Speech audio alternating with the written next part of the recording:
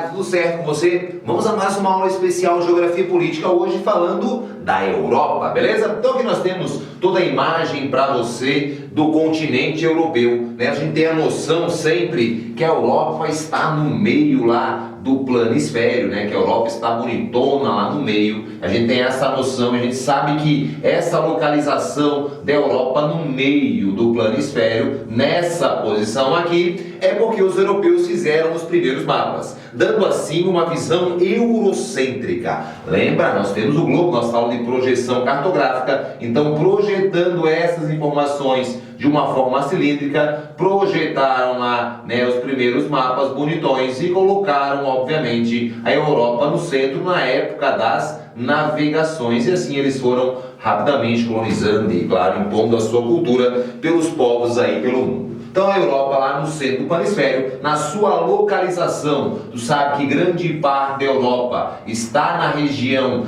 temperada. Isso vai ser importante para você saber o clima, as características físicas da região. Mas vamos começar aqui na questão humana para você. Então é um continente formado por mais de 50 países. Países em maior parte, países com pequena extensão territorial. Obviamente temos países como a Alemanha, como a França, como a Ucrânia, como a Espanha, já com uma extensão territorial maior. Ela tem 11% da população mundial, beleza, galera? Então, ali é o berço de antigas civilizações. A Europa é formada por 4 grandes grupos étnicos, né? Os principais, os eslavos, que pega mais a parte leste da Europa. Nós temos os latinos, né, que pega mais a porção aqui, ó, oeste. Nós temos, né, do oeste para o sul, né, seria o centro-oeste. Nós temos a porção dos saxônicos pegando ali mais a nordeste, como os ingleses, e os germânicos mais pegando aqui a parte central, no caso a Alemanha. Então são 4 grandes grupos étnicos, e esses grupos, obviamente, espalharam, impondo, né, sua cultura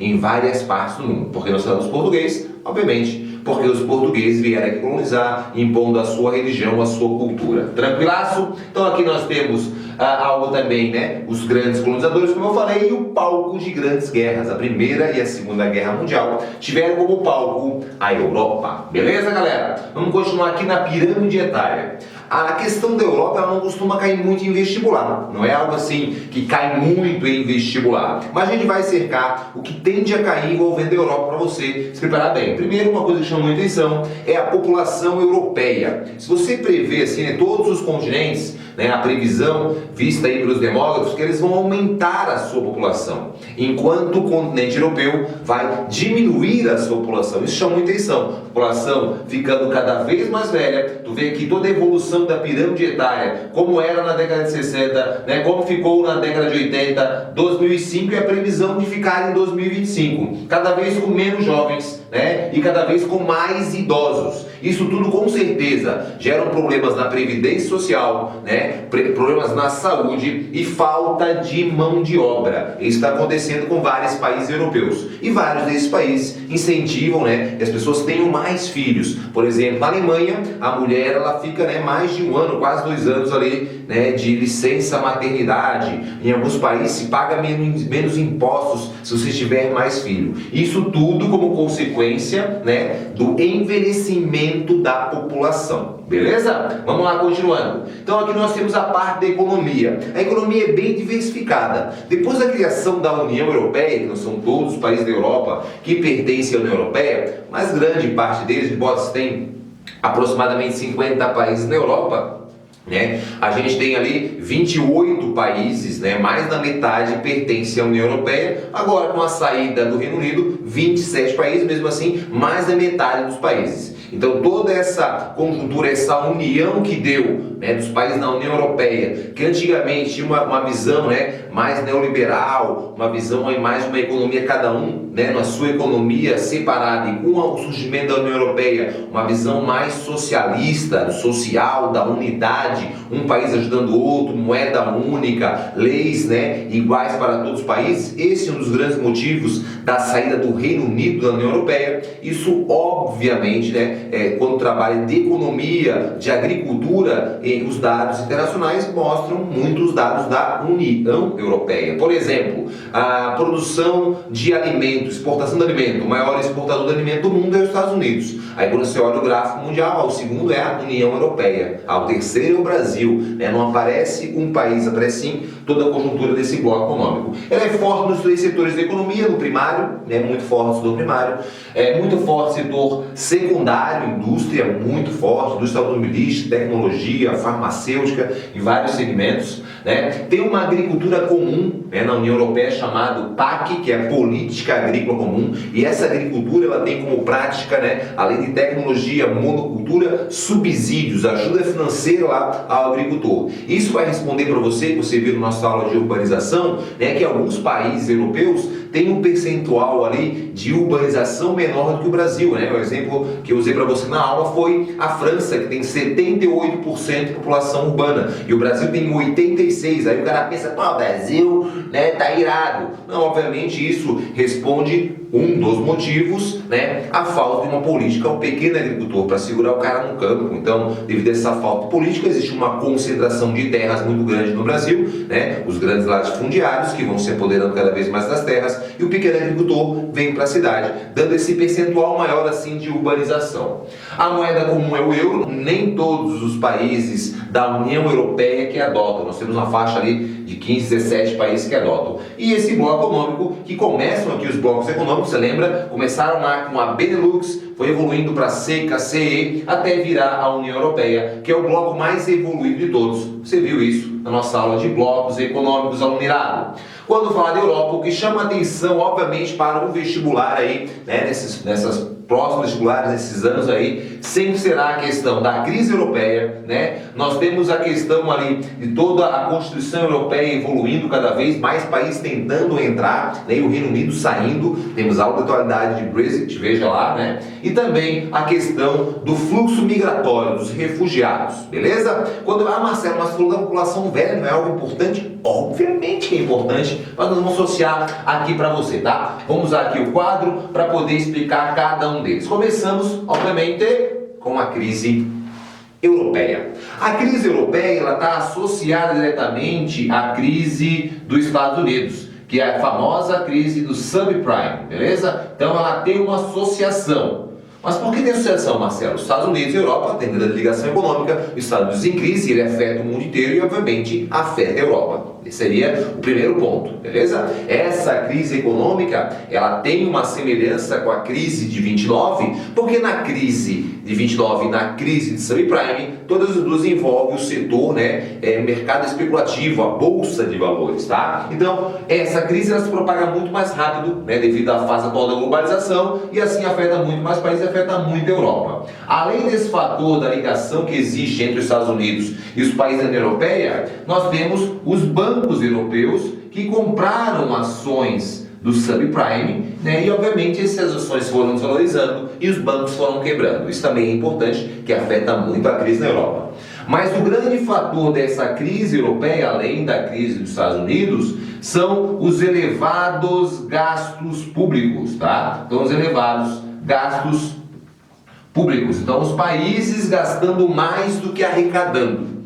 Isso, obviamente, era um déficit. Então, todo esse excessivo gasto com vários direitos trabalhistas, por exemplo, pode falar, o Brasil tem um monte de regalia. Lá tinha um país que tinha 14º salário, como, por exemplo, grande parte da população ser funcionária pública, na Grécia, no caso, que a gente está falando para você. Algo também relacionado à aposentadoria, onde em países tem uma expectativa próxima a 80 anos, as pessoas se aposentando com 50, 60 anos. Isso aí o governo alegou, que gerou o grande déficit público. Então, para poder superar essa crise, foram criados os planos de austeridade fiscal. A austeridade fiscal, o que seria cortar os gastos. Então, várias reformas trabalhistas sendo feitas, tiraram o 14º salário, aumentaram o tempo de aposentadoria, aumentaram os impostos. para isso sanar a dívida da grande crise europeia. Essa crise ela ficou marcada lá, né, os países da crise, como os PIGs, que são corpos, né, que é Portugal, Irlanda, Itália, Grécia e Espanha.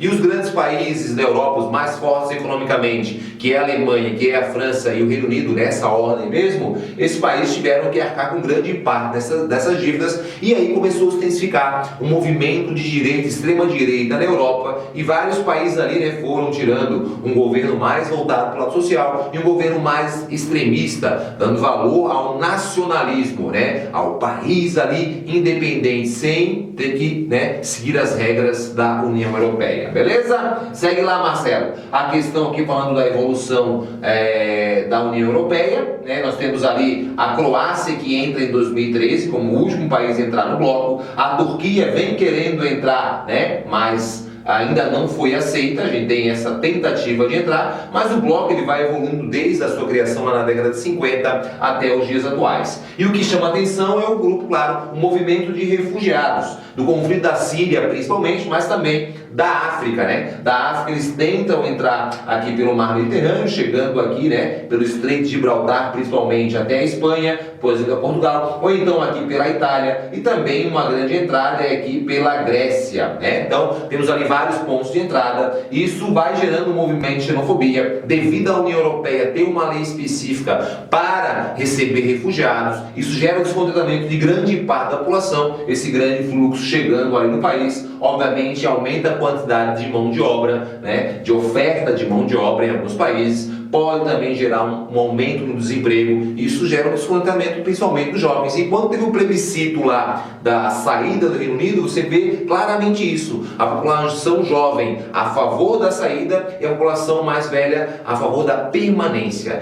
Como, né, grande parte dos jovens votaram maciçamente, e daí deu a retirada do Reino Unido, galera. Vamos continuar agora a parte física para você. Na parte física da Europa, nós temos aqui um continente formado principalmente por planície, em destaque, né, para a planície central, a planície russa. Então, uma grande área que veio para você são as planícies que chamam bem a atenção. Nós temos algumas áreas sim de planalto, ficam mais ao sul, né, e mais ao norte do continente. Mais ao sul, área de dobramentos modernos, destaque para os Alpes, os Apeninos aqui, né, os Pirineus, com grandes elevações formadas por dobramentos modernos. Também os montes lá da Escandinávia, né, lá na região mais ao norte do continente, beleza? Mas o continente é formado por dobramentos modernos, bacias sedimentares e também escudos cristalinos, predominando as bacias sedimentares. Aqui nós temos um clima, o clima também bem variado ao Unirado, tá? Então o clima na Europa é um clima temperado principalmente, né? Um clima temperado, um clima mesotérmico, com as estações definidas, muito frio